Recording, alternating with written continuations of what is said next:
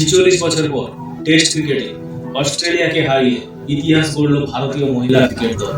হ্যাঁ বন্ধুরা, এই প্রথমবার অস্ট্রেলিয়াকে টেস্ট ক্রিকেটে হারালো ইন্ডিয়ান ওমেন্সরা। 1977 সালে প্রথম অস্ট্রেলিয়ার সঙ্গে ভারতীয় মহিলাদের টেস্ট খেলা শুরু হয়েছিল।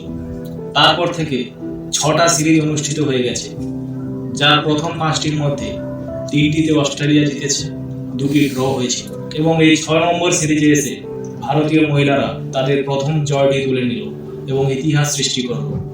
হরমনপ্রীত কৌরের নেতৃত্বে ভারতীয় মহিলা দল 46 বছর পর অস্ট্রেলিয়াকে হারিয়ে ইতিহাস গড়ল।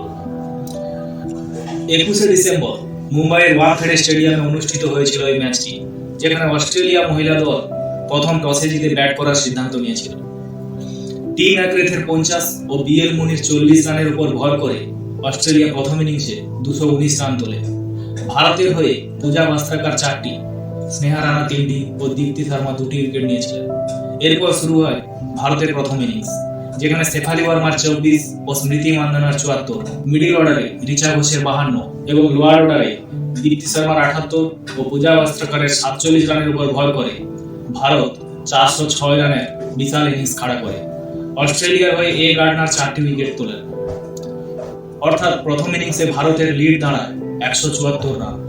এরপর অস্ট্রেলিয়া দ্বিতীয় ইনিংসে ব্যাট করতে এসে অ্যালিসা কেরির 45 ও ম্যাকগ্রেথের 74 রানের উপর ভর করে 261 রানের ইনিংস বানায়।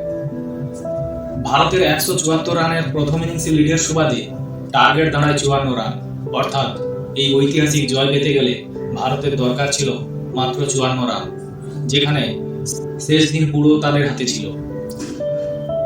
ভারত অনায়াসেই 2 উইকেট হারিয়ে এই 54 রান তুলে নেয়।